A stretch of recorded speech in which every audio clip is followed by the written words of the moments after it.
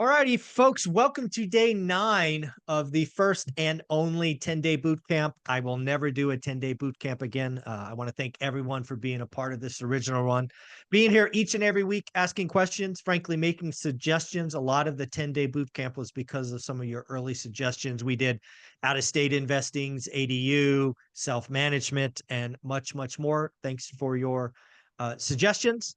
We will, of course, ask for your advice or Q&A or whatnot for day 10, which we will do after the new year so we don't mess up anybody's holiday season. But day 9, I want to go back and kind of revisit what I think we did on day 3, which was look at your spreadsheets, right? Day 3, many of you were only 10 days, maybe 15 days into building your spreadsheet. You had a buy box. Some of you got into it and realized that maybe you wanted to change your buy box, so you were going to go back to day 0. It's now been, I think, 45 days, maybe 50 days since we did that together. I'm hoping, fingers crossed, you still have a buy box. You're still doing the work. I am curious if you've seen anything change, because we went from, I think when we started this together, rates were high 6s, then they were over 8. Now, obviously, they're sub 6, 7 as of Friday. So I'm wondering if you've noticed your buy box changes. I've noticed mine has changed. For example, some listings that I was tracking, I don't know, for a couple of weeks now, suddenly went pending. I don't know if others are seeing that, but I did see a lot of stuff that was right on the edge of maybe getting a disrespectful offer given days on market, which is what I'm tracking in this cycle, suddenly go pending, right? I was starting to write offers around day 30, day 35. They were aging out. No activity, and then suddenly went pending. I don't know if you guys have seen that. But it's your show. It's day 9. I will take any and all questions because we have 2, 4, 6, 8. We only have 10 of you today, I think. So we have plenty of time for any and all questions. If anybody would like to share their spreadsheet, I will make that available. Yep, there we go. So you can do that if you would like. But feel free to raise your hands. Catherine, you are first. Again, if you want to ask questions or interact, just raise your hands. Catherine, please go ahead.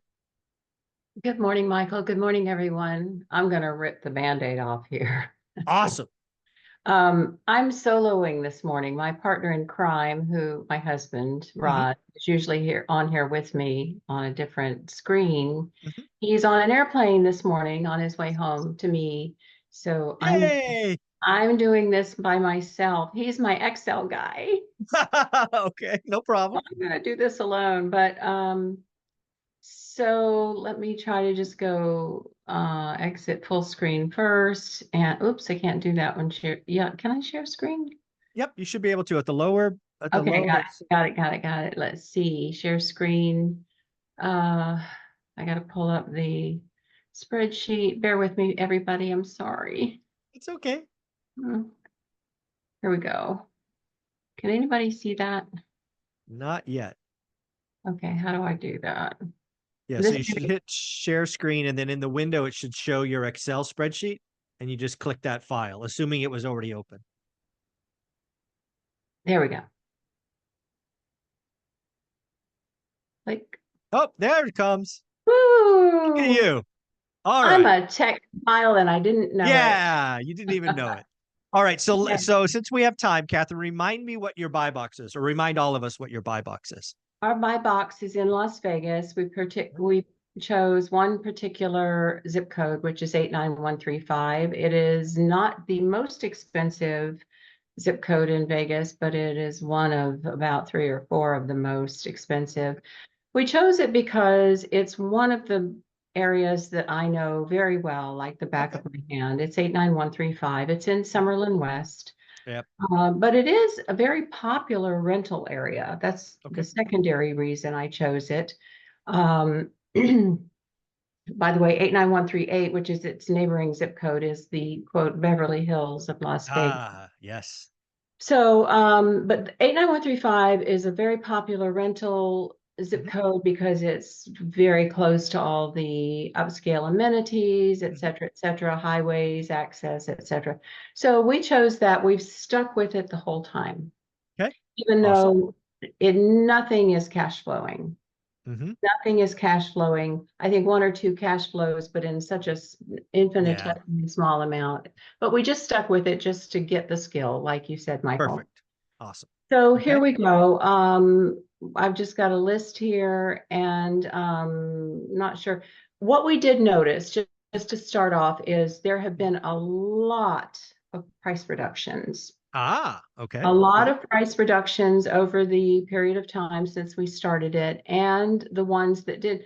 By the way, L is listed, Mm. aka active. Yep. Closed is closed escrow, so sold.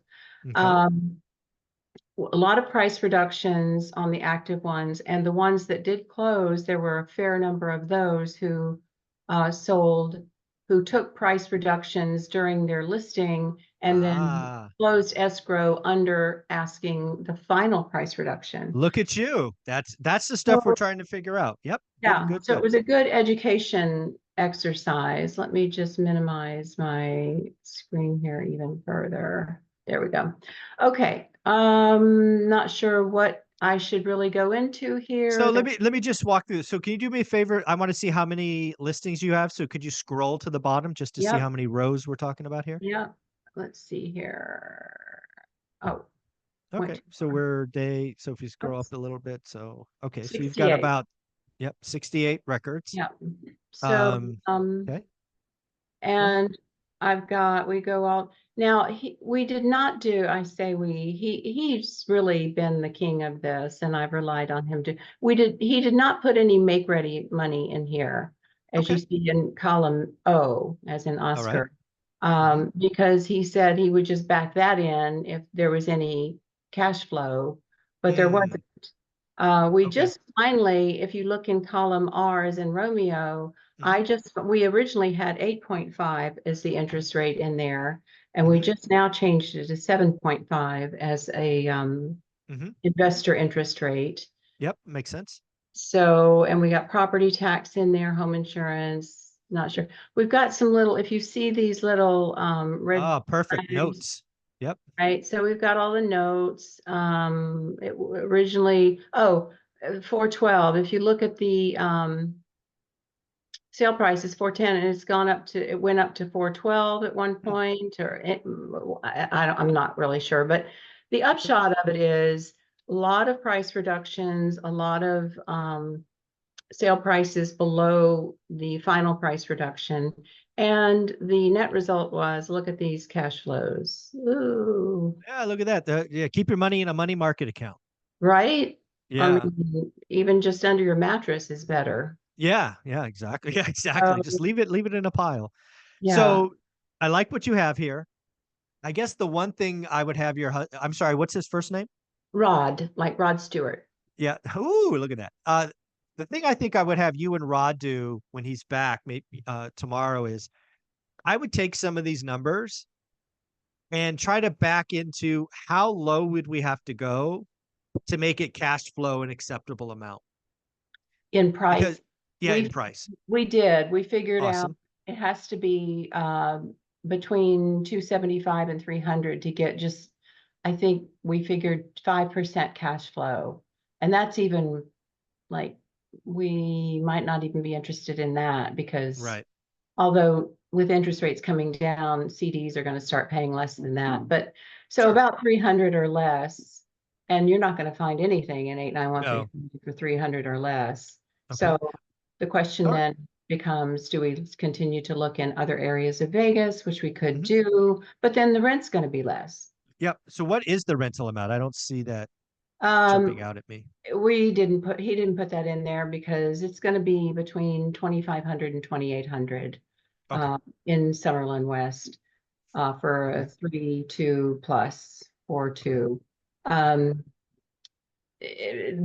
so it was a little bit loosey goosey on some of those, like no make ready and the rental not Mhm. being in there, but it was Okay. just an exercise. So the Sure. upshot is we're going to have to look elsewhere. Yeah. And I know I remember from some past conversations you talk I think it was St. Louis you mentioned in one of the Yes. videos, And that right? is because he works in St. Louis. In fact, Right. that's where he's flying from right at this Mhm. very moment. And we're thinking about St. Louis because we have a connection there. Mhm. Apart from that, we're not really sure where we might go, but Yeah.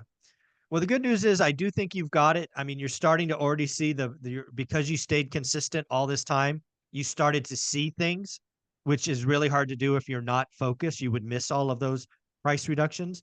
What Mhm. what was the kind of the average price reduction from initial list? Was it like 5%, 8%? Have you've kind of put that together?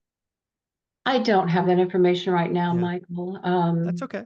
That's Yeah, something else I would try to figure out because again, it'll be interesting to see if the lower rates changes the market again. I think a lot of what you're seeing and probably others is the cause of 8% mortgage rates. The market stopped and you started to figure out who the motivated seller was. And how do you tell that? They take a price drop.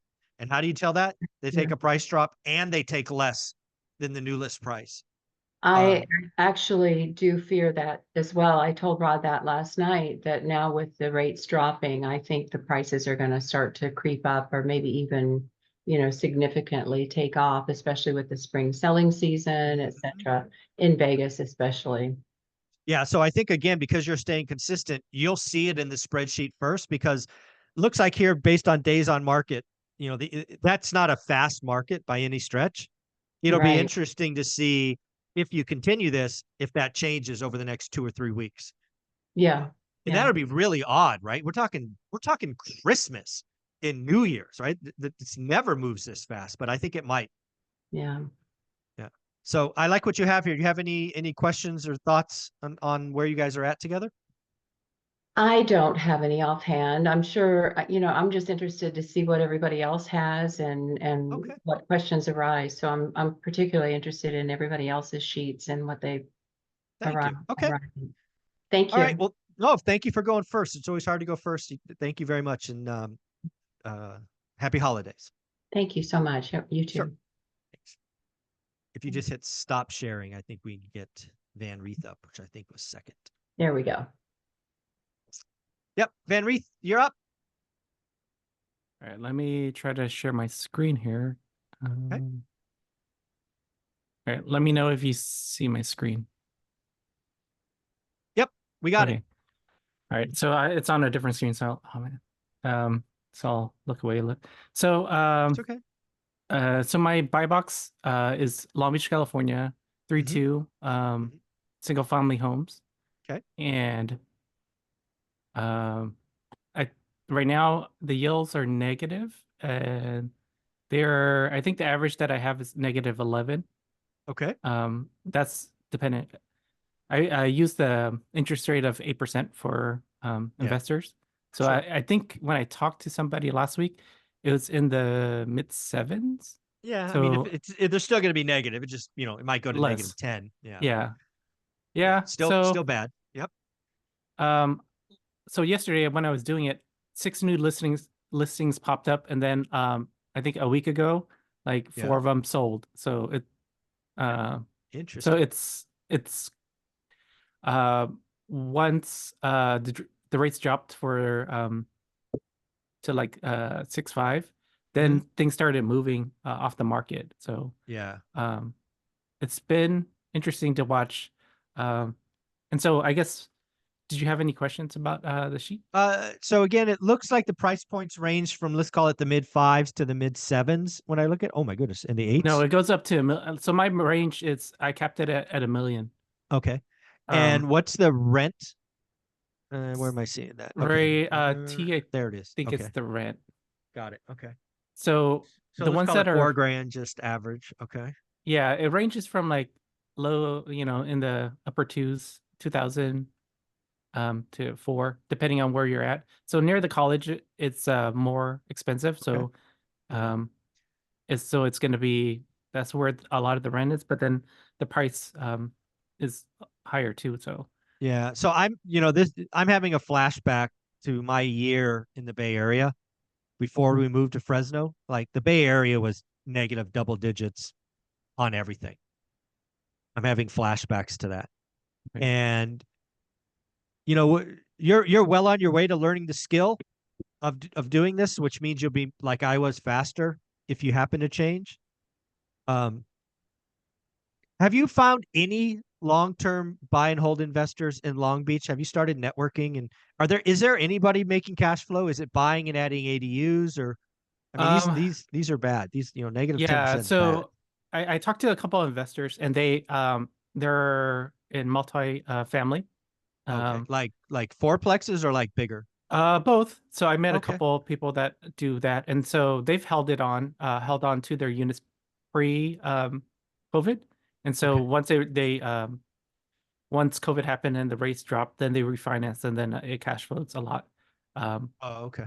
and Okay. so I talked to an investor last week, and he said what he's doing right now is doing a lot of trying to find seller financing. Sure. Um, Makes so sense. he's going to, the ethnic community, and then kind of talking to that network of people that are in their 70s and Hmm. trying to see if Yeah, they're willing to there's do that. yeah, there's a technology that I've used occasionally, and my team at Fresno uses all the time, called Property Radar. Okay. Property Radar is an interesting tool because it can give you insight into the estimated mortgage balance. You Hmm. could do searches like who's owned it, who's got, no, you can make all of these searches. That's something that Jason Pritchard, I think you've heard him talk about a couple of times, he uses for targeted mailing. Um, if you're going to stay in Long Beach, I think there's a couple of questions I would ask myself, right? Single families, much like the Bay Area when I was doing this in 2002, doesn't seem like, because you're not even close to cash flowing with these percentages. No. Do you want to change it up and maybe try fourplexes? Because I think the numbers will be different. I don't know that they'll be positive, but they'll probably be different. Um, do you want to try the marketing to owners who have large equity? Do you want to try that?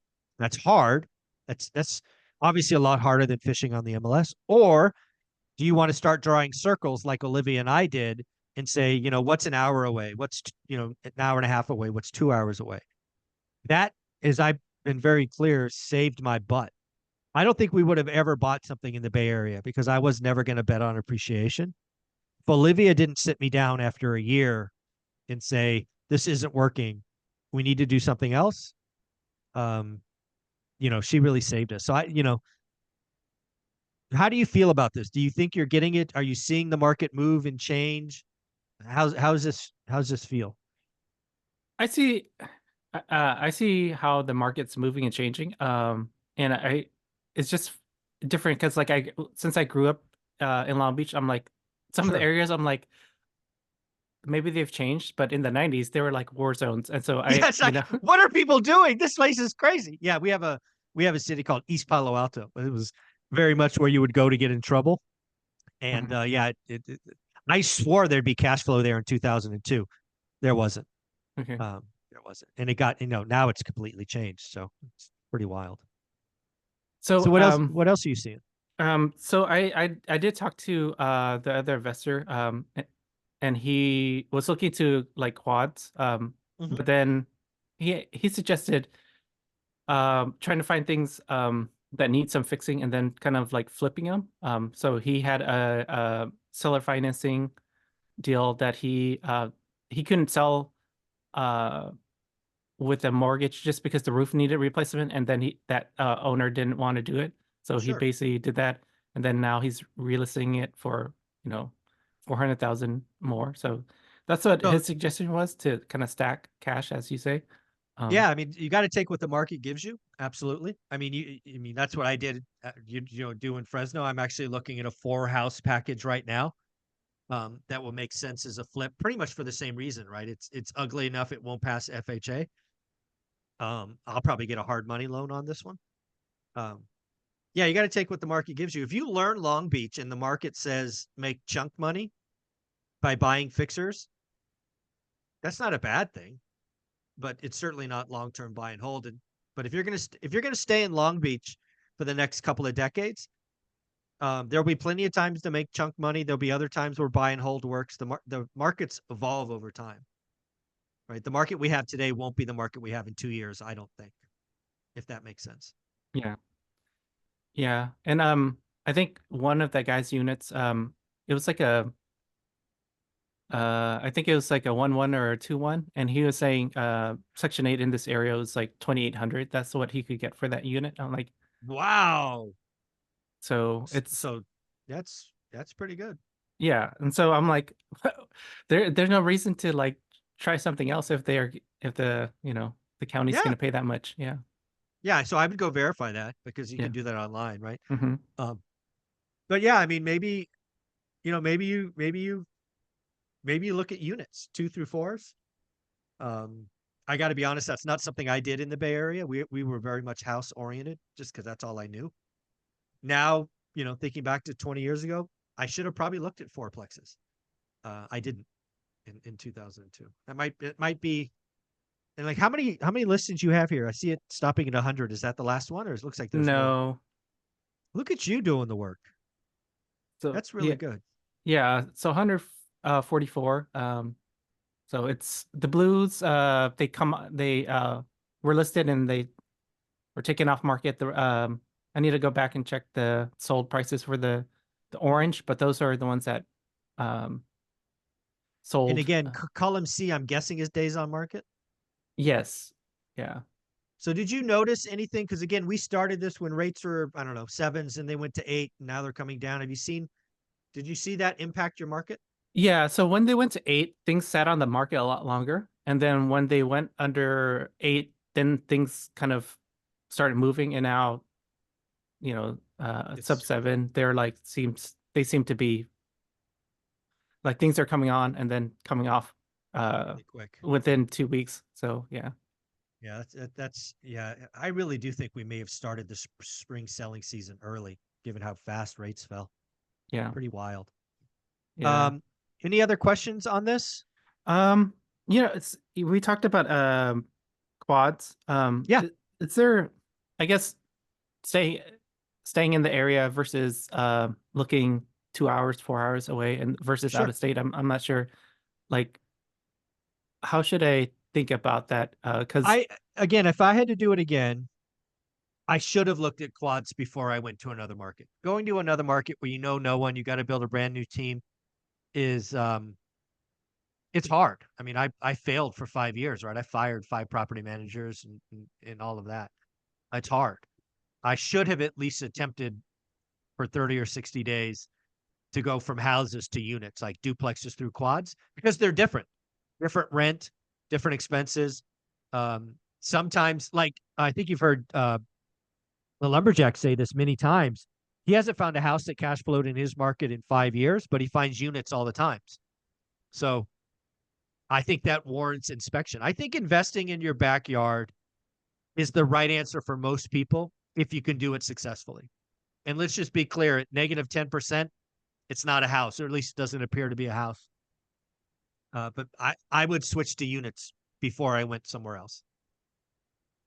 and so for this going to units, going to 2 through 4, how should I, knowing what I know now, like how long do you think I should kind of I'd give it 60 days, 60 days? Okay. 45 to 60 days. Because I don't know Long Beach. I've never done the search. My guess is you don't have a lot to look at. My guess. No, well, I mean, I guess it really depends because a lot of the units are in the downtown area. Okay. So there Well, I'd are happily be units. wrong. Yeah, I don't, no idea. Yeah. I guess I would do that work. And like, if you just do a broad-based Long Beach 2 to 4 and you get, I don't know, something less than 20 listings, that would not be a lot to me. But if you do Long Beach, the entire city, and you get 50, yeah, maybe that would take longer. I just don't know I don't know how active that market is, Okay. Um, but it would definitely be less time. so I did talk to my wife and we were talking about doing out of state and she's open to that. Mhm. Would it, like, I know other people kind of stay out of state and then or like they start like in their city and then they take their cash and then they move it out of state for more cash flow after some time Sure. of like appreciation. Mhm. What do you find anybody doing the opposite, like starting somewhere else and then coming back, or is that? Yeah. Bo Erickson, Bo Eckstein, a guy I talk to every Thursday, the small business guy or small SBA guy.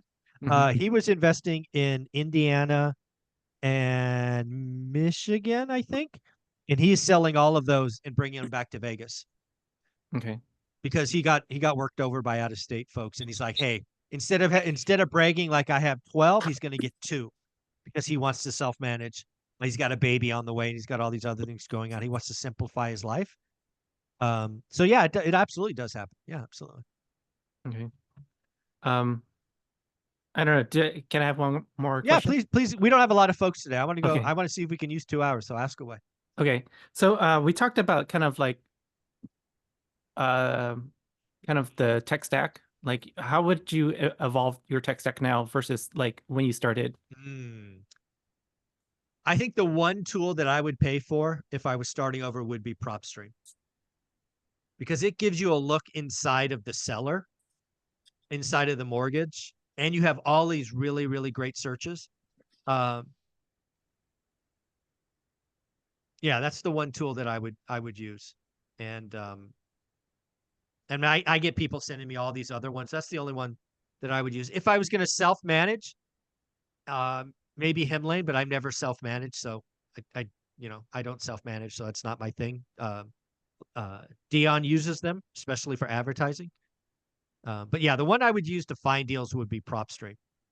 And they did give me a code or a link so you can get a discount and you can use it for free for a while.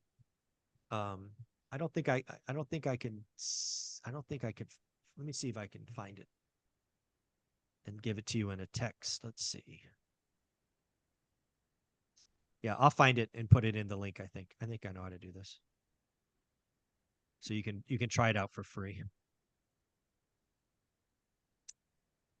Other questions? No, I'll probably have some later on, but if anyone else has questions, then all right, let's stop sharing and see if anybody else raised their hand. Ah, nobody else raised their hand. Come on, folks. I'm assuming we're not going to drink till lunch. Oh, Serge, there you are. How you doing, buddy? Hello, I'm good. Thank you. Good. Awesome. Share. Where is sharing screen? Should be in the bottom. It looks like oh, yes, I see. That's green. Share desktop. Okay. All right. Ooh, look at this. All the colors. I like it. So this is my buy box. I need to hide this. Actually, honestly, it's already so many days. I still didn't see any pattern. I don't get any insights. I just don't understand why I'm doing that. And okay, let's talk about it. Sure. So what I find out here is blue. I put less than 10% negative. Here is average. Here is worst, highest, worst. This is the best, but this best is like really random. It's maybe okay. I don't know where's 3%. I even don't see. So altogether, I have already almost 90 records. Okay. More. All right. Somewhat I see just recently 2 properties what was removed. They back on the market. Even were they back on the market or lower or higher price? One is same price, one is lower price, but it's really small difference. And I even see they didn't do any rehab. They just as is put them back on the market. I don't know why. And both of them changed square meters for like lot size change. I don't know why. Just a little bit make it less. I also added school rating here for maybe for understanding why and what property people sell quicker or maybe slower. But I see still it's a lot of sold. It's a lot of on the market. It's a lot of on pending or contingent. So let's play with this a little bit because you said you're not seeing anything. So when you look at the data for how fast things are selling, like days on market, I guess, like what are you seeing? Like, for example, what would that be? Row 11 and row 13, both of those sold quickly for more than asking. That's what I see in your data. Yes. This row 9 and 11, these two houses, or yeah, they sold for more than list price, correct? Is that how I read your chart? no, this is if this red, it's higher price.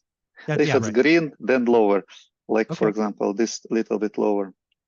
Okay. Yeah. So okay. So they sold for more. Gotcha. So let's scroll down to the end because I think you're sorting this by days on market.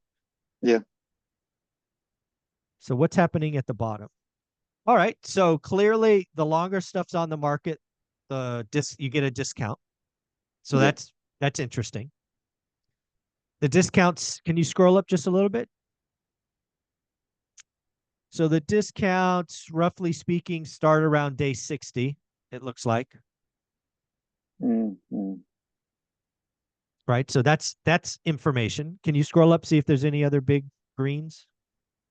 Yeah, basically Some not little big. bit, not big, but yeah. So Some one of thing them, if it's even break even, I did also green. It's for me, it's like, oh, good. yeah, yeah. I got you.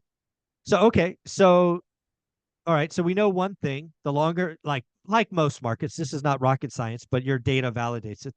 Day 60 or more is where you start to have a motivated seller, and you could negotiate below list price. That looks pretty clear to me, at least in most cases.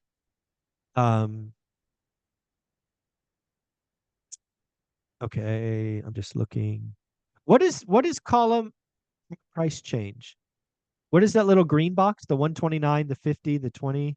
What are those? Yeah, they during the selling they reduce little bit price. Oh, they played the game. Okay. Yeah. Right. Okay. Some of them increase, but it was long time ago. Nowadays nobody increasing.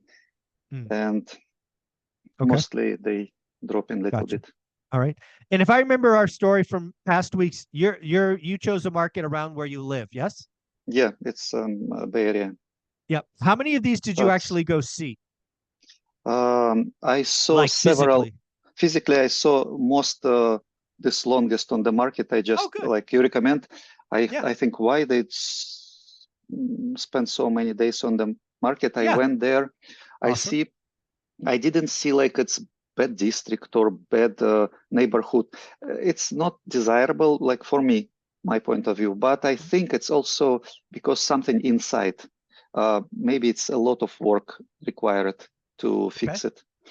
So maybe the layout, it's not only old, but maybe the layout's bad or something like that. Yeah, probably. And this also what I found also, some houses, what was sold, they appear back on the market after rehab. Okay. And they increase prices. So it's some fixer-uppers. Yeah. Like this one, 125 days.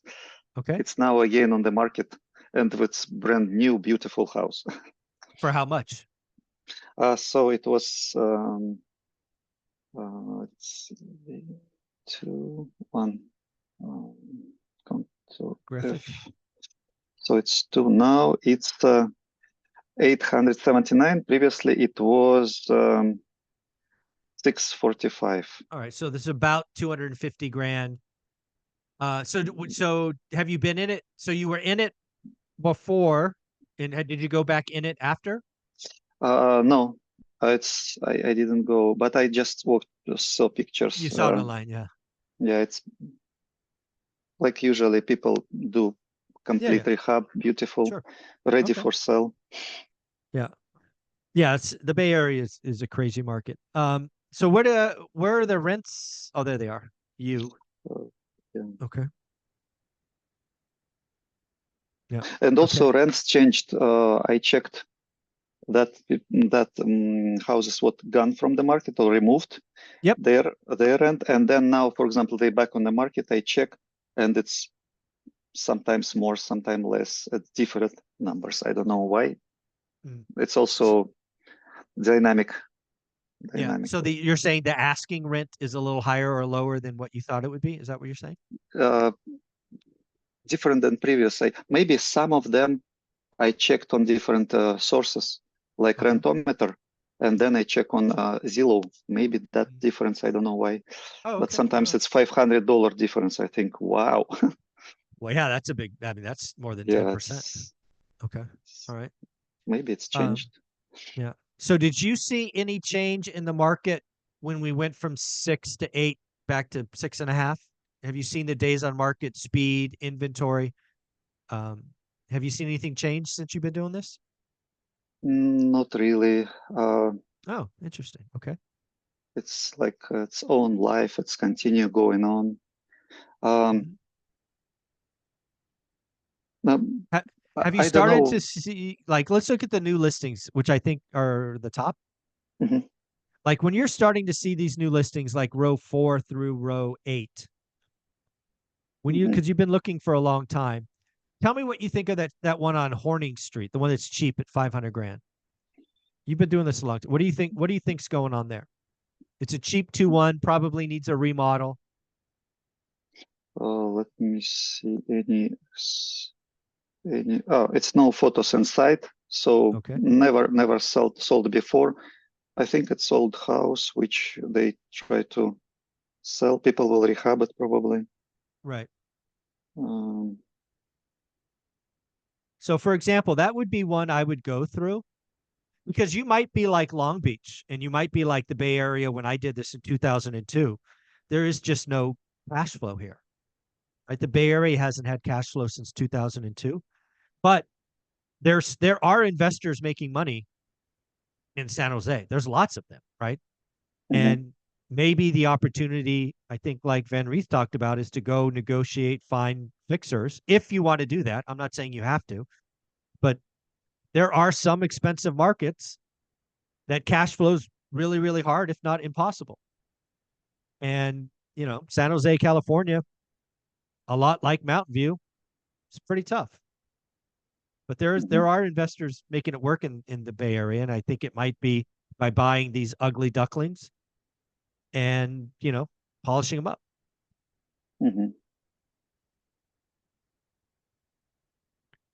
Yeah, and then I know there's some investors in San Jose that are doing the ADU thing. Again, I don't know how big is this lot. Oh, the lot's too small. Never mind. 2,600. That's a tiny lot. Yeah, it won't work then. Super small. Super small. Yeah. But I would start. I mean, if you're going to stay in the San Jose, which is fine, I think you have to change your approach. The other thing you could do, like Van Reeth, is, you know what, houses don't work. Should I go look at duplexes through quads? Because there's lots of investors making it work in San Jose. I just, you know, they're not long-term buy and hold houses based on the numbers you're looking at. Yeah, I talked to one realtor. We create email. He sell me from his. I provide numbers. He do some sending me every day what is on the market. I go to his system and I see nothing close to what I can afford based on what they can lend me. For units, are we referring to? For duplex, triplex, fourplex, and based even on that, Fannie Mae knew 5% down. So most closer, I think it's in Sacramento. And sometimes I see it's cash flow positive, and I think maybe I should consider. I found just recently very good deal, very beautiful house. Everything is great in San Francisco, but we talk with him, we see data in documents and connect to agent. He said it's crazy market. People there suing this person and he's selling, and you will have this problem. You buying problem. You will not kick them out. He said, let's not find anything in San Francisco or Oakland. I would. There's a couple of cities in the Bay Area, those two exactly. I would not. I had plenty of opportunities to buy in Oakland, and I wouldn't touch them because I don't want the headaches. You don't want to complicate your life. Yeah. So Sacramento. I mean, I think you talked about that before, like in an earlier one. I didn't touch anymore, but I one of agent from there sent me some deal. I research, I go through this same table, I think, wow, it's good positive cash flow. And this same evening, I checked it's already contingent. Well, I mean, so that's actually good news because you found a deal and somebody else agreed with you. Sometimes that's the validation you need, right? Because there's a lot of other investors that have been doing this a while, and good deals get snapped up quickly. That's okay. Yeah. If you're going to go to Sacramento, Serge, the one thing I would strongly recommend is trying to network, try to find 2 or 3 investors already. And maybe it's through the agent, maybe it's through Facebook groups, maybe whatnot. I know Matt, the mortgage guy, who I talk to every Wednesday, invests in Sacramento. You could try to get to him and see if he could connect you with other investors. I would want you to talk to 2 or 3 other investors. And again, Sacramento's not that far away. I would go see them on the weekend. And because the thing that scares me, I don't know, scare the right word? Yeah, scares me is you've been doing all this work in San Jose. You've been getting your head kicked in. Nothing works. You're getting frustrated.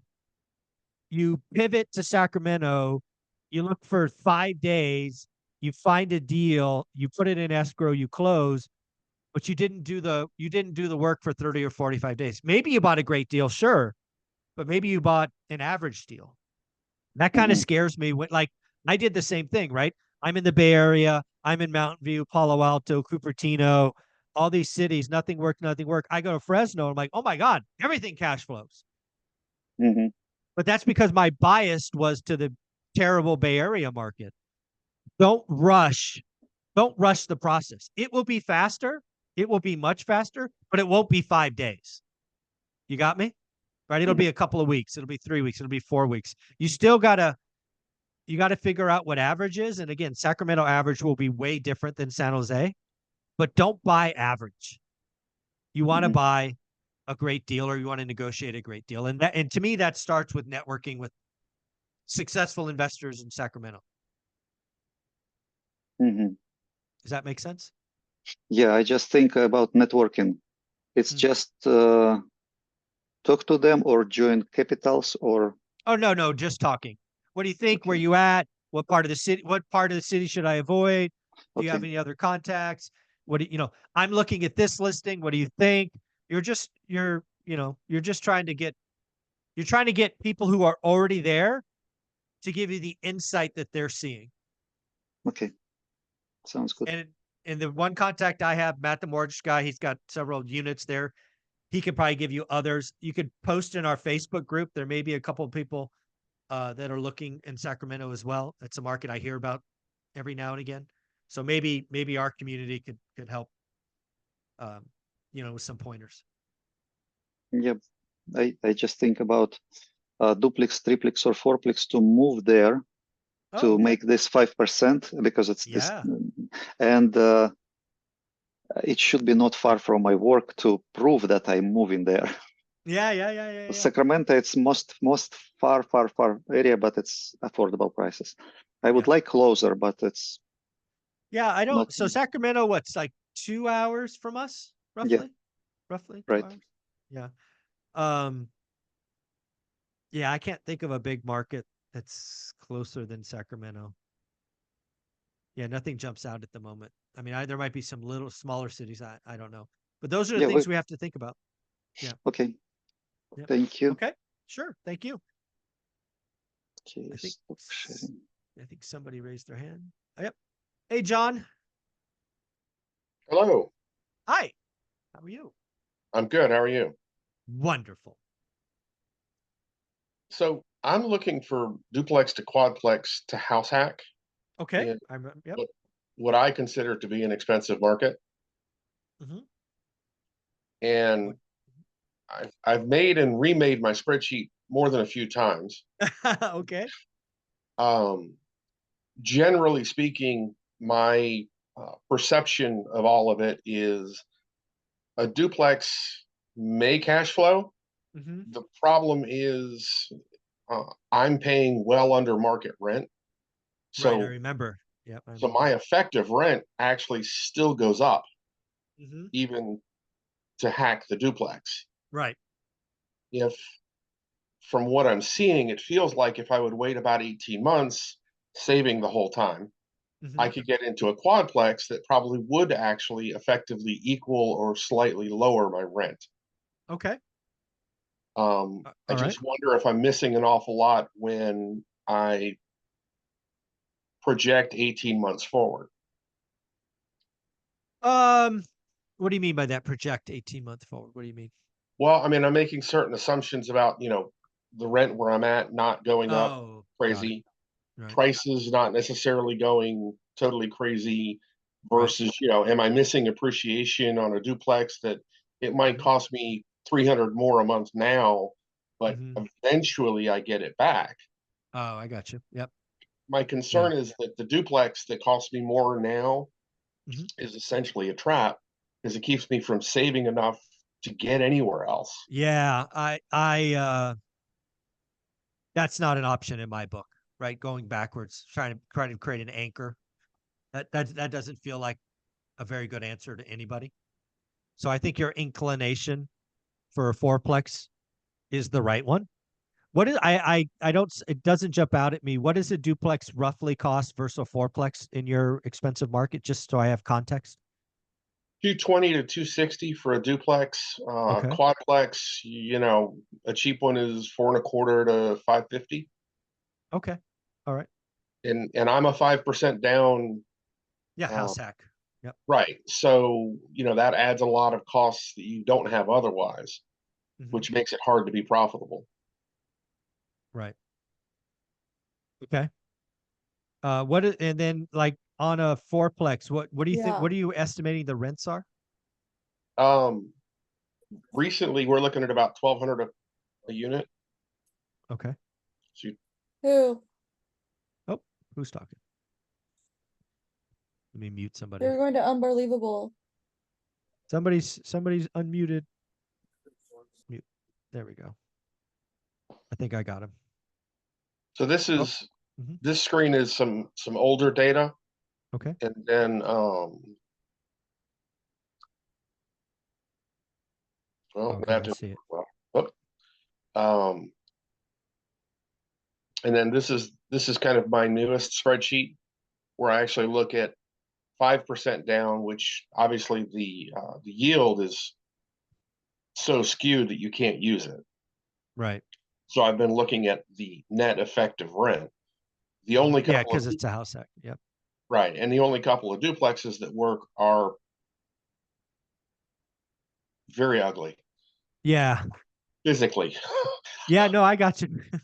And if I'm gonna be stuck in it, especially for a couple, 2-3 years, I need to be somewhere, in a better space, or I just need to hold out for a quad house hack here, or alternatively look at a different market where I could be a 20% down investor with what I would have put into a quadplex here. I don't know if it makes sense to rent in my market and house hack in, well, let's talk about because you have a unique situation. If I remember, you're paying significantly below market rent today where you are at. Yes. Now, is that I mean, how certain is that to continue for the next several years? Is it like a family thing or? No, it's a family that owns a series of complexes, and they've owned it long enough that they're opting to keep under market rate rents because they have almost no turnover. Okay. So they're making a lot of money. I found out that the new units that are empty now are going for 200 more than I'm in my unit for. Okay. So it's a safe assumption as long as they keep owning it, they won't be jacking up your rent. That's an assumption, but one you feel good about. I feel comfortable saying my rent might go up $50 a year, which is arguably below not market. Yeah. Yes, still way below market. Okay.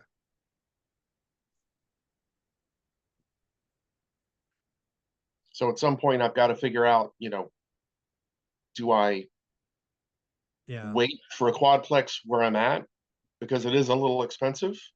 Right. Yeah, because the quadplex, you're going to have to put down what? If it's 500 grand, you got to put down 25 grand plus closing costs plus all that. You're 30K out of pocket roughly to close. Yeah.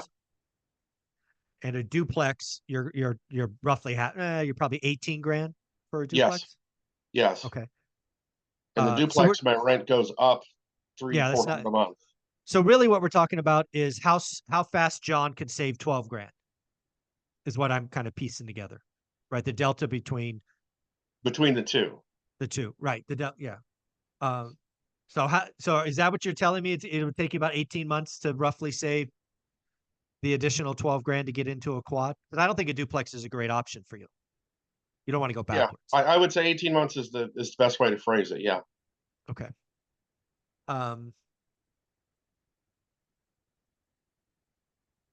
Yeah. So the only other thing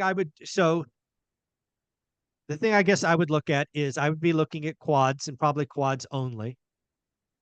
But maybe there's an opportunity for a seller financing. Maybe there's an opportunity for a seller to take back a small second, right? There's, maybe you get a first and then they come in and have a small second that allows you to come in for less down.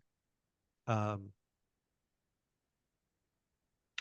only other thought that I had was that at the point that I could buy a quad, I could also do a 70-20-10, 70% from the bank, 20% from the owner, 10% from me. Right. That still is the same dollar amount to get to. And it gives me an alternative option at the point that I have 35,000. Sure. Yeah. But in the meantime, I can look at the duplexes, but I think you're in a tough spot. Again, because you're below market rent. I do think house hacking is the right option. I don't like the idea of house hacking and your monthly payment goes up. That doesn't feel right to me. Okay. So I think you continually save. I think I would look for ways to potentially accelerate that. I don't know what that might be, selling off some stuff you have or whatnot. I don't know.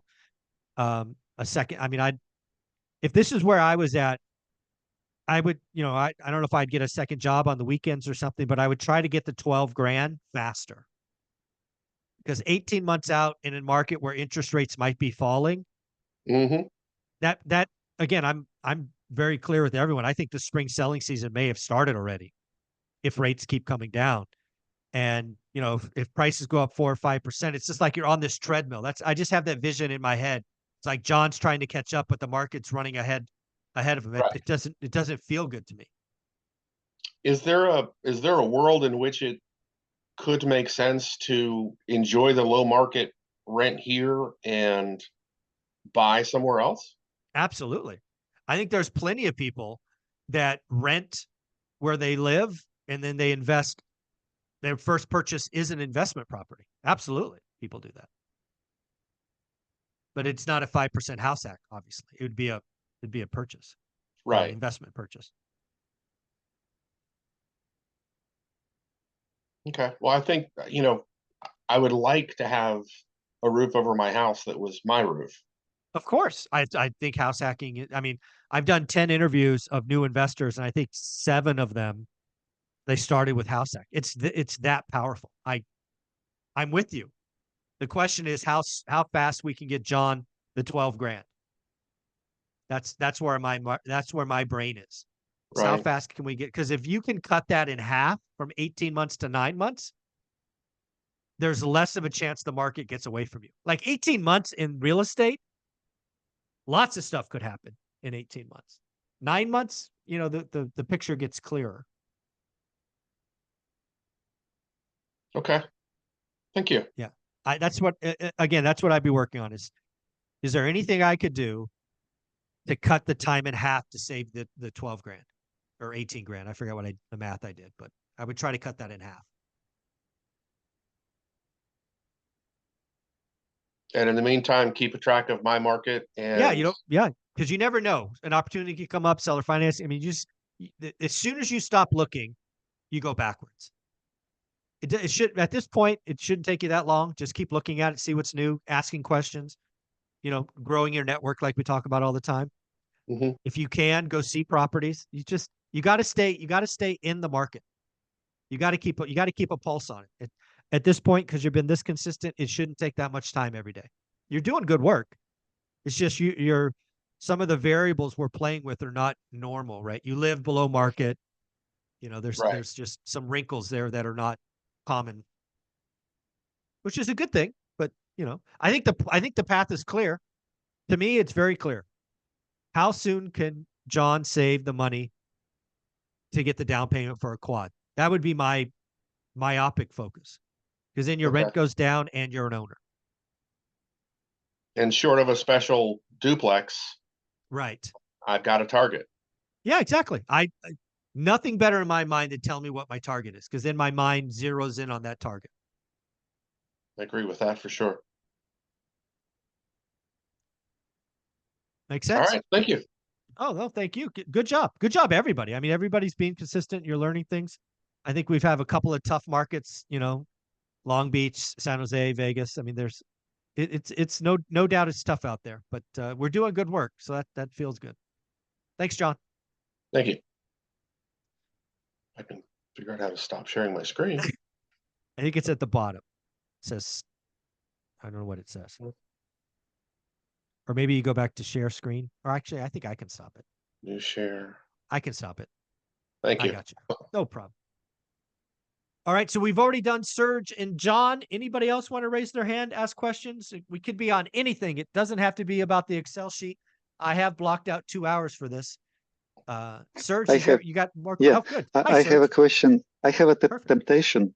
Temptation, temptation. One of, no, even two of realtors in South Carolina connect to me. They said, now is good time to buy in the beginning of construction. Some companies creating houses, you will not pay until they will finish, and then after they finish, you already will be 25% more than on the market, and you will rent it out. It's positive cash flow, and it's good environment, it's good red state, everything is good, and they like it, and they think maybe it's new house, less problems. Sure, yeah, no. I don't know. So again, I will go back to what I said about Sacramento. Okay. You have to talk to other investors in South Carolina. Like, go back and, like, you were part of Millennial Mike's conversation, right? Everybody talks agent, contractor, lender. The number one thing you have to focus on if you're going to go to a new market is other investors that are being successful there. Because they might tell you, oh, yeah, we know that builder, this, that, the other thing, or, oh, by the way, they're building on the wrong side of the tracks. You know, I don't know. I've heard that story lots of times. Oh, you want to buy in phase one? There's going to be 12 phases. By the time we get to the 12th phase, blah, blah, blah, blah, blah.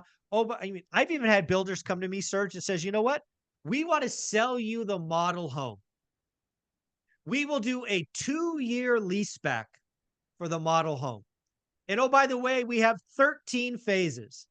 And by the way, the time we get to the 13th phase, you're going to be up $100,000. And then you could sell. Well, didn't work that way, right? Plans change. So the number one thing is you got to talk to other investors in South Carolina, because the agents are motivated by getting a commission. Agents are starving. I don't think any of this is secrets to anyone. I'm not opposed to that idea. I'm not opposed to any strategy, but you have to invest in other investors in that market. You need a safety net. I don't know South Carolina at all, but I know there are people there killing it. Let's try to find a few and talk to them and share with them. Hey, builder told me this. Do you know them? Are they any good? Where are they building? Is it an okay area? Oh, don't go there. That's next to the oil refinery or whatever. Mm-hmm. So again, I get this feeling from you, Serge. We've done this a couple of times. I think you talked about in our first video, you were in San Jose and then you saw a listing in Sacramento. I think that's what it was. I was like, dude, time out, slow down. Okay. Just when you do the work that you've done, which is awesome, and you've been disappointed, which you are, sometimes when you go to a new market, you get overly excited too quickly. And that can be dangerous because you haven't done you just haven't flexed the muscle in that area yet. You've taken your bias from negative 10% or 11% in San Jose, and you found a positive 10 somewhere else. It's great. What happens if that market is an average of 15? You just bought a bad deal. What happens if the expenses that you thought, because you're based in San Jose, are different because, oh, by the way, it snows there and the landlord's responsible for snow removal? I don't know. I'm just making stuff up. Just please don't take your San Jose experience and plant it on South Carolina or Sacramento. Just realize that it will go faster next time, but you still got to go through the reps. Okay, thank you. I feel like I've disappointed you, Serge. I'm trying to protect you. You understand? Thank you yes? so much. Yes. Okay. I want you to win. I want your first deal to be a winner. I want all of your first deals to be a winner. So I'm just sharing. Julio, how you doing, Julio? I thought it was Doing Julio. great, Mike. How you doing? Awesome. I've got I'm in a similar situation as John, and one thing I'm dealing with is I'm looking at Tallahassee. I was looking at getting into a multifamily similar to him. Now I'm starting to debate whether or not I should just go single family and just keep renting and just put the 20 down. But I'm having an issue with figuring out the area average rents. And my situation is between word of mouth, between me looking up a lot of numbers and things like that. I'm in a big college town. There's like 4 colleges, and it's capital city. There's not a lot of manufacturing. So it's almost, who are you renting to? And a lot of stuff is like apartments. And if I'm not trying to get an apartment because I don't want to get an HOA, I don't have a very good estimation of it. And if you think a little bit further, I'm in a small town outside, about 30, 40 minutes where my work is at. It would put me moving away to get something. So if I got something here, the question is every time I look stuff up for stuff here, there's places like Mayberry, and it's almost word of mouth. Like, even if you look at days on market, I know for a fact something's been on the market for 3 years, and they're saying it's been on the market for 2 months. They'll just take it off and put it back on. If that makes sense. And then on top of that, area average rents, I'm way below area average rents. So it doesn't, I don't want to buy because it's so cheap for me to rent. Okay. And the prices of homes have went up because of my company and another company that are still haven't built out production facilities here in the process. We're a couple years out, but a lot of the people here are so excited about it, they don't want to sell their home. And so I'm questioning whether, like, what is the real area average rent, and how do I really figure that out? So does that make sense? It does. I just want to ask a couple of questions because I got a picture in my head of what's going on. When you're looking for area average rents, you're looking for entire units, like a house, a duplex. That's what you're hoping to find, right? Yes. And I think what you're finding is in a lot of college towns, it's more by the room. Yes, that's exactly is that what you're saying? Okay. All right. So I got the picture right. So what I would do in an environment like that is I would probably go to Craigslist. And I would search rentals, like I would search homes. It's easier for homes. And the other thing I would do, I would probably call 2 or 3 property managers. And say, hey, I'm looking to rent in this area. I want a home, right? I want the entire home. So you've got to get really clear and avoid the noise of the college town, which means a bunch of roommates. I got you. So I would go direct to the source. I would go to Craigslist for mom and pop landlords, and I would go to a property manager for people who pay PMs. That's probably what I would do. All right. That's what I would do. Okay, I'll get on that. I appreciate that, Mike. Yeah, of course, Julio. Awesome. I guess let's talk about the other thing that was kind of in your question before we go to Van Reeth. You're a lot like John, where you're saying where you're currently renting is below market. Is that did I hear that right? Yeah, it's really below market. I probably have to go to Lithuania and get better rent than what I'm at right now, you know? Yeah. So have you done the work like John and said, hey, if I got a fourplex, would it be a net positive or a net minus? It's a net negative for sure.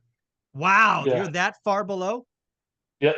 Yeah, Damn. for sure. I would say what I'm looking Okay. at is to get something that's even decent enough. Mhm. It's probably going to be, it's got to at least be 200,000. Sure. At least, and it's probably going to be closer to 3. But then the issue I have, I'm so far away from work, Mhm. and it's like there again, the room thing going Yeah. all that way out Okay. because there's hardly any No. duplexes where close to where I'm Yeah, at. I And got so you. then you add in gas, you add in everything else, then Yeah. it's annoying stuff to do everything. Yeah. I'm So I think so I'm just I think for you, again, assuming you want to stay at your employer and you assuming you feel good about your below market rent continuing, those are two assumptions I have based on what you're saying.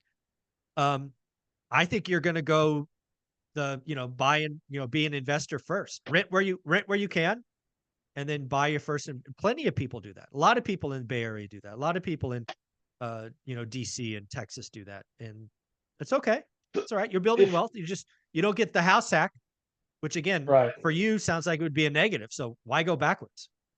right, yeah, yeah. I guess the housing prices went up, and Hmm. so it's still one of those things when you can come off.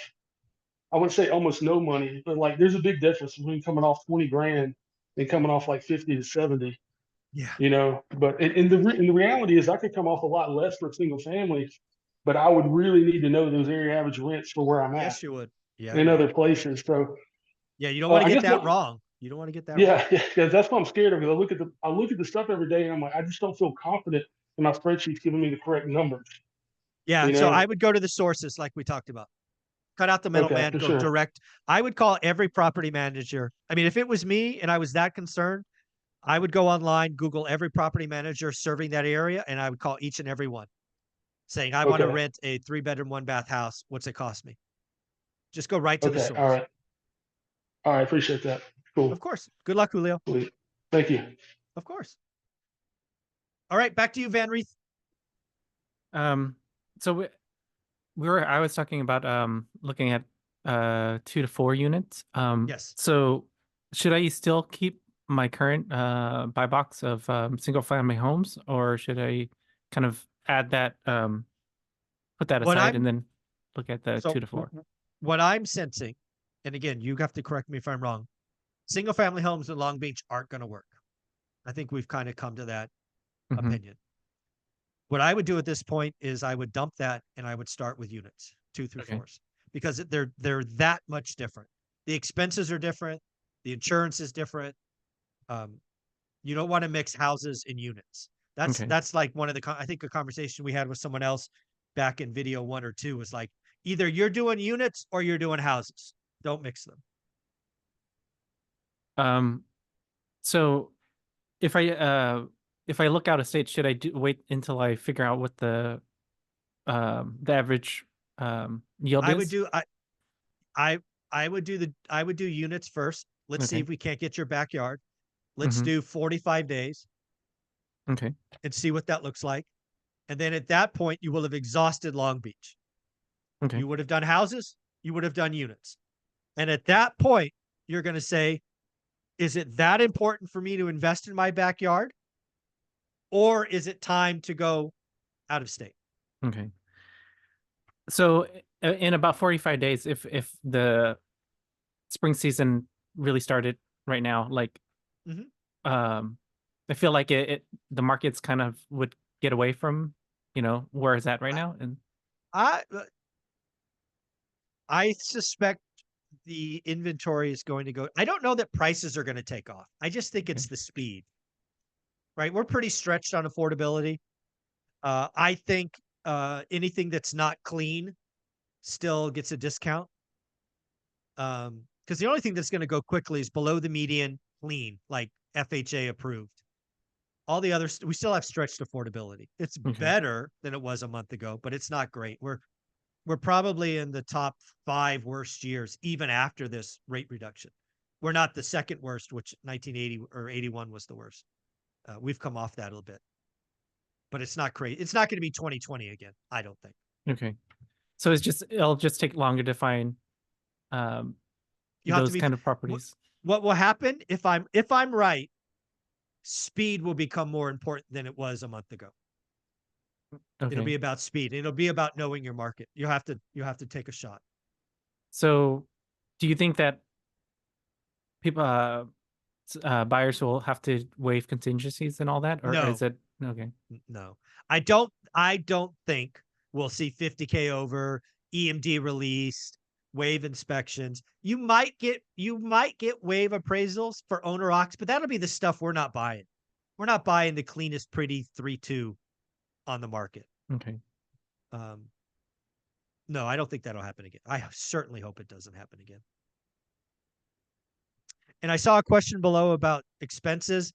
Insurance is more expensive. Often the landlord assumes some cost like water, or there might be some outdoor lights or something. There was a question about the expense structure. Also, turnover is much higher. My turnover is about every 2.5 years in units, and it's about 8 years in houses. So you have to model that into your numbers. Oh, I think Van Reeth froze. Catherine, I think you were next. Yes, hi. So I was just wondering, in talking about going out of state, out of our market, our home market. We were talking earlier that my husband and I have been thinking about the St. Louis area because we have a connection there. So I have 2 questions about going out of the area. Let's say we decide to start looking in St. Louis. Okay. If that's the case, then the first thing we do, I'm presuming, is start another buy box. And Yes. a little tricky because while we know a couple of areas, we don't really know the areas. So I don't know how to pick specific suburbs. So it's going to be a stab in the dark. So No. Stop. So one of the first things you would do if the market is that new to you, because I assumed when I gave you the thumbs up, your husband like knew a location. If you don't and it's a little fuzzy, step 1 is what Millennial Mike said. Go find other investors who invest in St. Louis and tell them and say, hey, these are the areas we're thinking, good, bad, indifferent. That's exactly what I did in Fresno. I knew nothing about it. I talked to 20 other people and I got 50 different locations, but the Mayfair district came up the most. And then that became my default. I remember you saying that now. So that was my second step, was buy box first and then look for real estate investors, mentors. But now I remember you saying that. So that's the first step. Okay. And then do the buy box and then build the team. If we decide for whatever reason, St. Louis isn't the area, we've thought about other markets. We've kind of thought about Florida for various reasons. The one precluding factor against Florida, I have some ties to Florida. I still have some friends there. I had family there. I more or less grew up in Florida. The insurance costs there are so cost prohibitive. Yeah, I'm Awful. hearing many investors sell and move on. Like, Okay, well, leave. but so if we decided to look in another market aside from St. Louis, how do we decide on another market? I mean, how do you do that? Yeah, so this becomes what you want. So for me, again, I think I've shared this before, but for the audience, I was not going to get on a plane. That was my thing. So that took out most of the country for us. So it really became driving distance. I knew nothing about Fresno, California. For me, the other criteria was, besides driving distance, it had to be a city. At the time, I said 500,000 people or more, which in California, there's only like 12 cities that are that big. The two closest were Fresno. I had to choose between Fresno and Sacramento. I knew no one in either market. I looked at both markets. In Sacramento, I think at the time was like 250 grand for a house that I was looking at. In Fresno was like $125. I'm like, I like cheaper, I guess. And that's why I went to Fresno. That was my advanced why I chose Fresno. I do think it is helpful to go to a market you have ties to, but it's not required. What you need to do is you need to find other investors that you can lean on and trust. For example, in my new playlist, the financial firefighter, he lives in Honolulu and he chose Pittsburgh. Talk about the entire side of the country, because he had an investor that he knew and he built a relationship. So one of the things you could do is network with other investors out of state and see if there's a market that feels right, that you want to go to, that you have some interest in. But that's a process. Okay, that is an option. I also loosely thought about the suburban Chicago area. My son lives in Chicago, and so that would sort of be a tie. And Yeah, I mean, if I don't know that I would touch Chicago specifically, but Northwest Indiana is 45 minutes away. Millennial Mike seems to be having a good time out there. Right. Yeah. I was thinking Naperville or something like that, but yeah. Anyway, but thank you for answering those questions. I appreciate that. Of course. Anytime. Julio, your hand is still up. I'm not sure if you have more questions or we just didn't lower it before. I didn't lower it. My bad, man. That's all right. Hey, it's all good. Other questions from the group?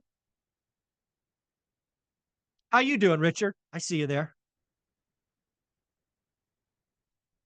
Hi, good morning, going into the afternoon. There you go. Hope you're doing well. Merry Christmas, happy holidays. Merry Christmas, happy holiday. Every day Saturday, all that good stuff. Absolutely. Yeah, so since you asked, I'll go ahead and sure. ask one or two. So obviously, I went against your advice, and instead of focusing on the one market like I was supposed to, I started looking at 5 different amazing ideas, which obviously mean I didn't focus as well on one as I should. So I still have 5 wonderful ideas, which is, Section 8 in Southeast Georgia. Then I was looking in Ohio, Akron, Cleveland, Toledo, Columbus. And then my wife is actually on board for a house hack. So, all right. I have to figure out how to get a better relationship with my current HOA because they're amazing people. And and before I have a renter in here, I need to get that situation figured out. Make sure you can do that. Yeah, it's approved. Yep. I understand. Exactly. I have an HOA too. Yep. So then that was sort of my last idea, is doing a duplex, triplex, whatever. I got to tell you, Richard, if I have very, very few regrets in my life. The big one is not house hacking a fourplex when I could. If your wife's on board with that, and well, she says she is, by the time. Well, find one, take her to it, make sure she's cool with it. Yeah. That's what I would do. I would, I'm glad you brought that up. I would find a fourplex or whatever feels right to you. I would go to an open house and I would walk her through it. You would want validation that she's cool leaving where you are, going to there. And if she gives you the green light, time to go ham. Yeah, because I think part of the issue too is, like, in her mind, a fourplex is basically like a rundown, like slummy kind of like not so nice place, maybe. And I'm like, well, it doesn't have to be. Like, doesn't have to be.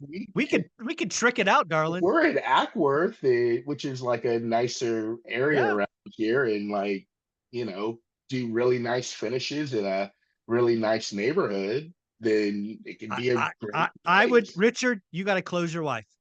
That's all this other nonsense about Akron and Columbus and all of that is you got to close your wife on a house hack. Or know that she doesn't want one. Either answer is okay. Maybe is what hurts, right? Either yes or no. I'm okay with either answer, honey. But I'd try to close her on that. That's what I'd be doing. Sure. All right. Thank you.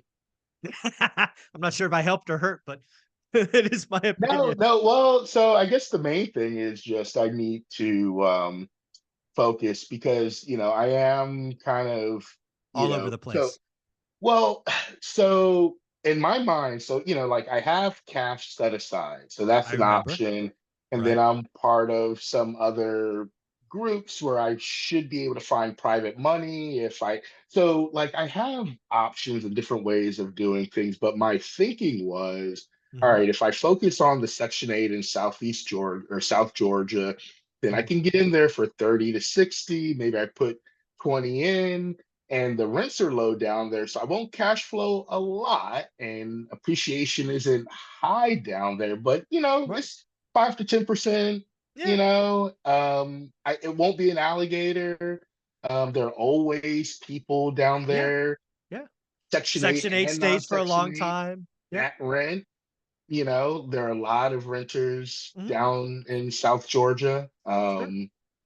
So, I know that I definitely won't lose any money. And then, I could do maybe eventually, if I get 10 or 15 of these places, do the what do you call it? The 1033 exchange or 10, something, 1031, 1031. 1031 exchange or something like that. And Yep. get out of some of the CD stuff into some AB Flipping stuff it. Yeah. eventually.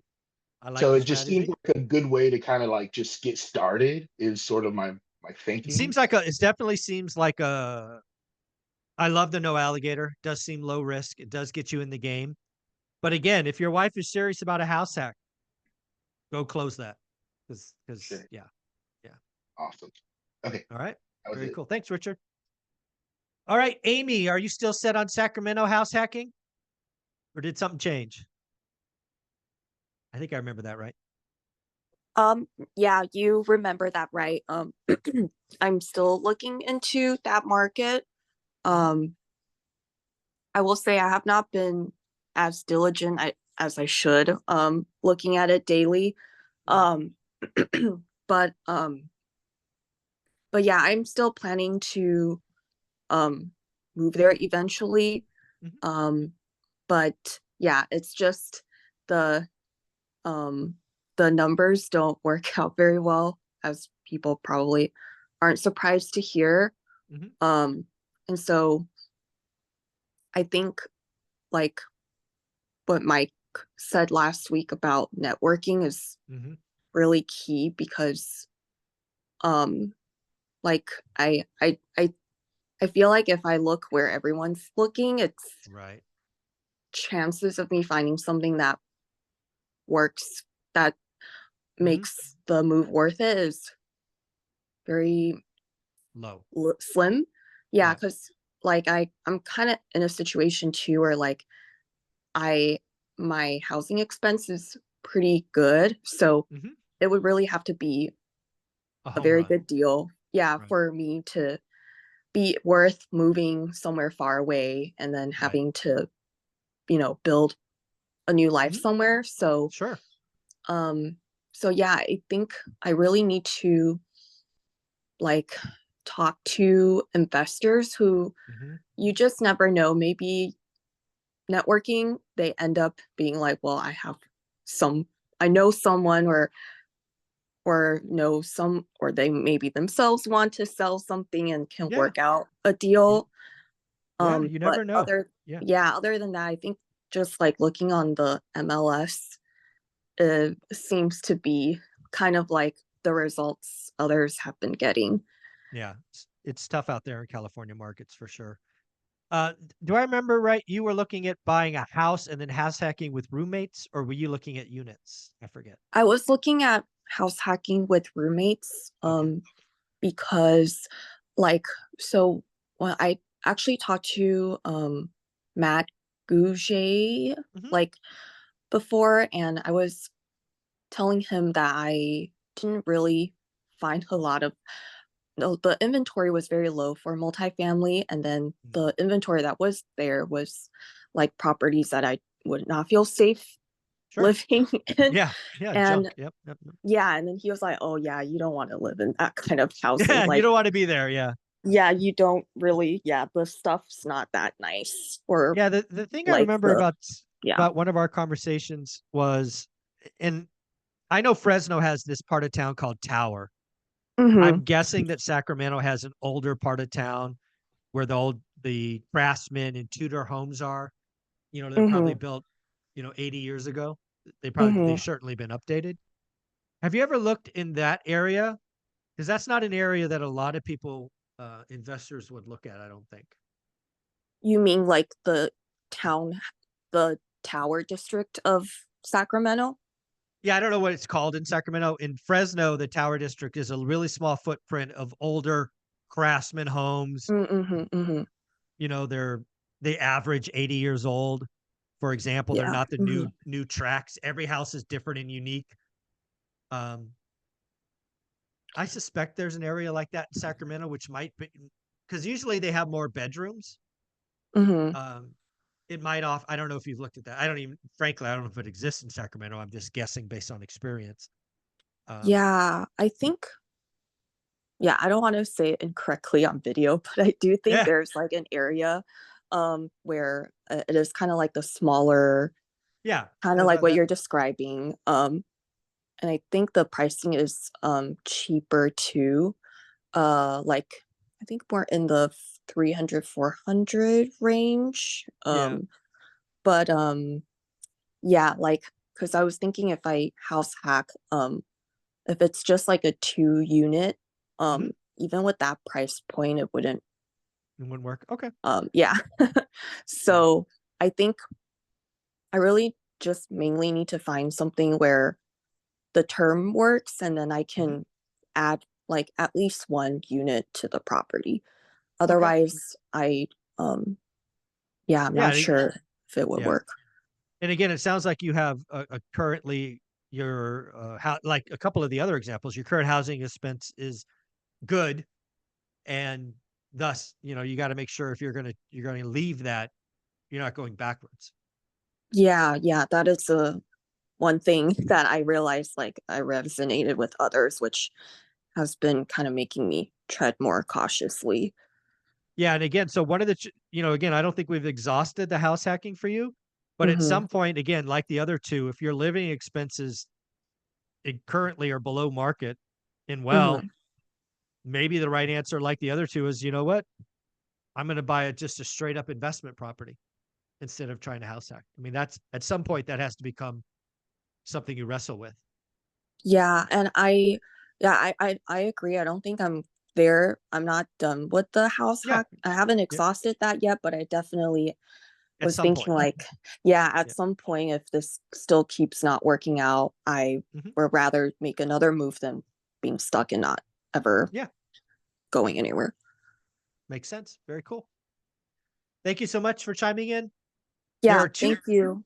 You're very welcome. There are 2 Karens. I think it was Karen C we haven't heard from yet, but I might be wrong. Karen C, you were looking in mountain towns in Sacramento, I think, or something?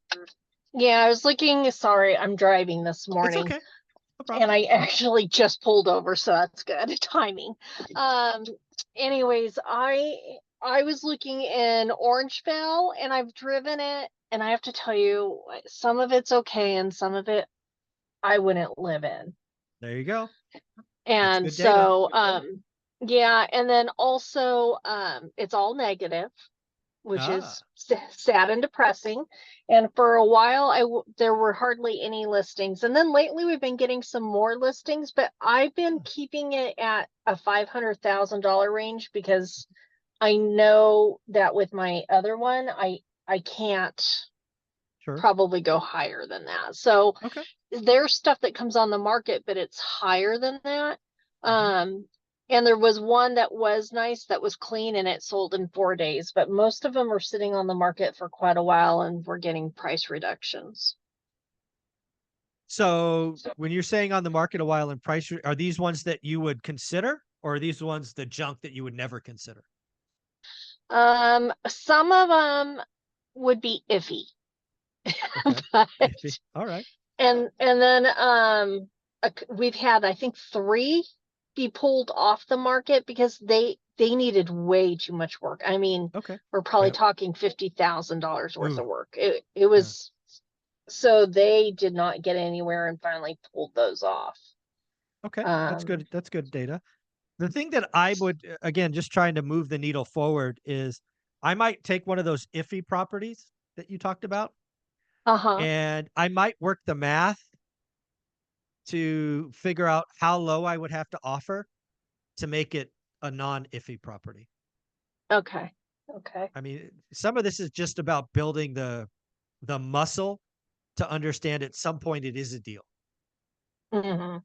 Right. And it sounds like you might be in a market where, you know what, if I got a 10% discount, it might work. I'm just reading cues. Yeah, We're, maybe. I mean, I, I think a lot of it's going to depend on where the interest rates are at too. of course. Yep.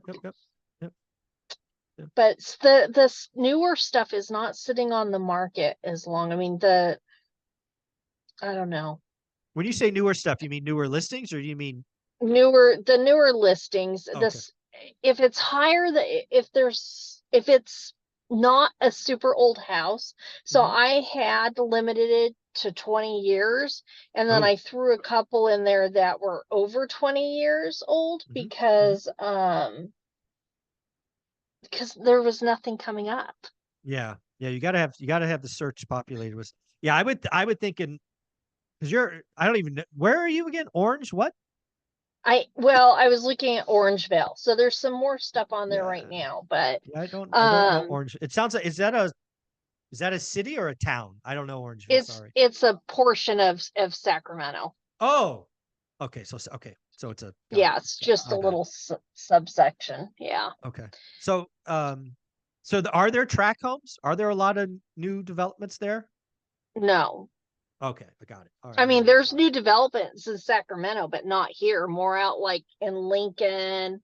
Got it. Elk Grove might have some. El Dorado Hills has some, but those are 800,000 probably. So yeah. So yeah, I think El Dorado Hills. I think putting a 20-year cap on the age is probably hurting you, would be my guess. I think so too. Yeah. Yeah. Yeah, so I would probably remove that because, again, in an area like that, it's probably not a lot of new development. I might cap it at 50 years. If old homes scare you, I think 50 years might be better, certainly better than 20. Well, because I'm redoing a home right now that I had purchased before we started this class, and it's from 1952, and everything has to be replaced, and I'm talking everything. Yeah. So I mean, it's going to cash flow, but barely. Yeah. The one thing about older homes is one of the things you could do. Sometimes older homes have been completely remodeled, like the one you're doing now. 5 years from now, somebody looks at it, it's 80 years old, but in reality, it's 5 years old. Yes. Right. So sometimes when you put a criteria on that, you're actually missing out on opportunities. Like I've bought plenty of homes that are 100 years old. Some of them are truly 100 years old, but many of them have had the plumbing done, knob and tubes gone, new mechanicals were put in, the boiler's gone, roof mount AC now. So sometimes by putting out a criteria, you're really missing opportunities. Okay. Yeah. All right. So I probably need to, make my buy box a little more friendlier. Yeah, I think so. And again, it's not, avoiding full remodels, that is okay. Like if you don't want to tackle a complete gut job again, totally get it. But I do think you're missing some opportunities that have already done that, or at least maybe already done the plumbing and the wiring and, things like that. So I think I would pretty certainly remove the 20-year criteria. I think it's hurting you. Okay. Yeah. All right. I'm sorry. It's all right. I might change my area too, because I think I'd rather have a small town, but outside of a big one. Yeah, commuting distance. Commuting distance where I could get a house with just a little bit more of a lot size, so you're not smack dab next to your neighbor. Yeah. I mean, to translate that to the folks in the Bay Area, like Surge, that would probably be like Morgan Hill or Gilroy, right? Yes. Yeah. Yes. So commuting distance, but not crazy. So that makes sense. Right. Thanks, Karen. All right. Thank you. All right. Anybody else want to ask any questions about anything? If not, we can wrap it up a little bit early. Let's go to John first, and we'll go to Van Reeth next. John. Hi again, Mike. Hi. In considering what everybody else was saying as far as like potentially looking at something up in northern Indiana. Mm-hmm. For the 30,000 it would take to get into a quadplex here versus 30,000 to be a 25% buyer of a single family up there. Mm-hmm. If they both cash flowed the same amount dollars wise, Mm-hmm. what would have to be if they were equal, would you choose the house hack over somewhere else, or would there need to be like a delta between the amount of cash coming back from the investment to make me go north or to make me stay here? House hack every time if they're even. Okay. Out of state, out of area, new market, don't know anyone, has to have a risk premium. Even if you know someone, and we all love Millennial Mike, there's still unknowns that we don't know and risk factors. I think house hacking is such a, I don't know, underappreciated way to build wealth. Best lending, best rates. You got to live somewhere, fixing your housing costs, which is the greatest variable other than taxes for most of us. Mm-hmm. If they are even, house hack every day. Frankly, if the house hack is 2 percentage points worse than an out-of-state market, I would probably still pick house hacking. Okay. Make sense? It does. The percentage is skewed just because of the 5% down as opposed to a 20% down Of course. here. Of So course. in my head, it would have to be dollars or dollars per door type situation.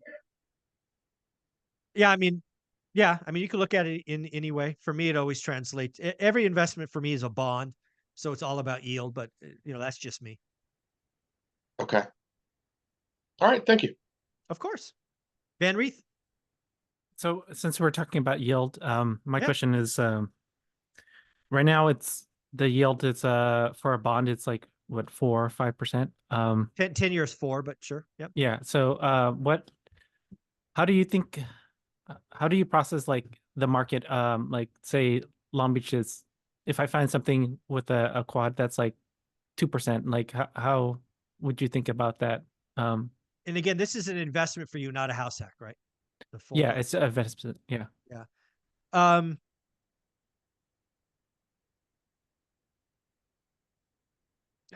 That's a really hard question.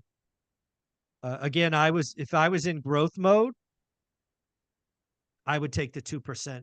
Oh, where'd he go? There you are. I would take the 2% because I'm trying to get on the ladder and let appreciation. I'm fixing the cost, all of that. If I'm where I'm at 20 years in and I don't have to do anymore, I probably choose the other option, in all honesty. It's where you're at, right? You've got to start building at some point. Still no alligators, none of that stuff. But yeah, it would really depend where I'm at, probably. Okay. And so if like, 2 to 4 doesn't work and then like 2 to 4 hours out works, and that's kind of where I'm kind of going then. Like if that doesn't work, then look out.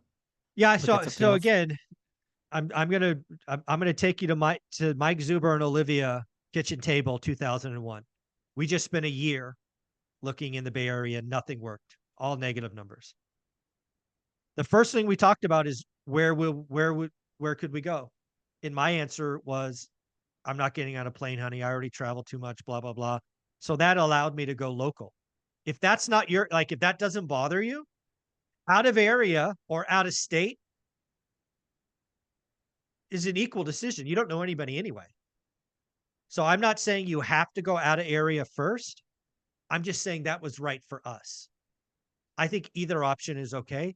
And again, it's going to boil down on, do I know any other investors? Do I have a track record? Do I know all these things? So it doesn't have to be go look at 2 through 4 for 45 days, then go out of area, then go out of state. Doesn't have to be that way. Mm-hmm. Probably makes the most sense for me. But everybody's different. Okay. And I guess when you take advice from other investors, since I'm kind of going to a different asset class, like how much weight do I put in their advice, until I kind of figure out the yield? So for me, the key was multiple investors. And then basically what I look for is what are they saying that's the same? And then what's unique. Okay. Right. And oftentimes I actually found what was unique was the negatives, like don't invest there, don't go there, don't do this, don't do that. That seemed to be pretty consistent, but where people were winning was very unique. So I had to talk to multiple people. Don't just talk to one. Don't just talk to three. 5 or more, please. Ask for referrals, talk to agents. Yeah. Okay. Make sense? Yeah. Thanks. Of course. All right. Got time for maybe 1 or 2 more questions, or we can call it early. See if anybody raises their hands. Let's see the chat box. I think I got the one chat. All right.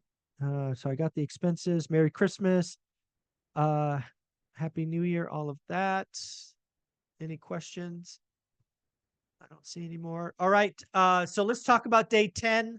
Again, day 10 will be after the new year. We won't bother anyone's new year. I'm happy to take suggestions. If you want to send me an email with suggestions, I'll take them. So I want to make sure that the final day is good. If you want to get a collection of people together on the call, I could probably do that. I'm open to any and all ideas. Folks, thank you for doing the work. I'm very happy with what we have. It does look like there's a lot of negative numbers in California. Also looks like a lot of you have some really good rent, or your housing expenses are really good. So that's a really good thing for you. So folks, take care of yourself. Have a wonderful day. Have a wonderful weekend. Bye. See you, Mike. See ya.